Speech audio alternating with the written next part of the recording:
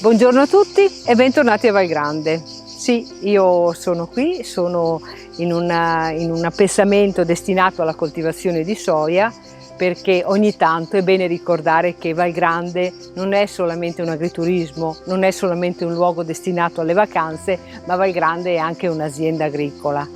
Ed è un'azienda agricola dove Alberto e io trascorriamo gran parte delle nostre giornate.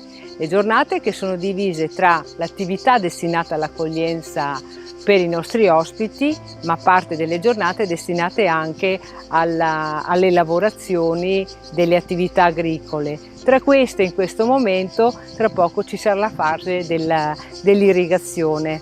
Sì, perché le colture hanno bisogno di sole, hanno bisogno di luce, ma hanno bisogno anche della giusta quantità di acqua. E mentre Alberto si occupa della parte agricola della nostra azienda, io continuo nelle attività destinate alla preparazione dei pasti per i nostri ospiti, che in questo momento sono qui in alloggio da noi e che anche questa sera mi chiedono che cosa ho preparato per la nostra cena. Durante questo periodo infatti io cerco di preparare tantissimi piatti con la verdura di stagione, infatti apprezzano tantissimo piatti con le zucchine, con i fiori di zucca, con i primi pomodori, con i pomodorini, ma anche con i peperoni.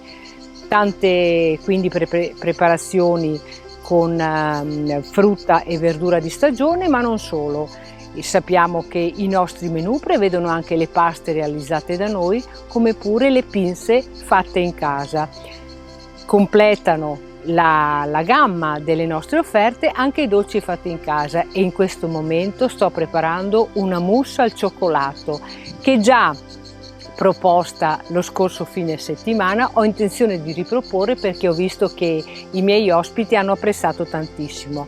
Se anche voi volete assaggiare la mia mousse al cioccolato al sentore di grappa, vi invito a venirci a trovare e a prenotare il vostro tavolo, che potrete fare sempre tra i contatti che trovate tra le pagine social dove noi siamo presenti o tra le pagine del nostro sito. Per il momento io continuo. Ciao!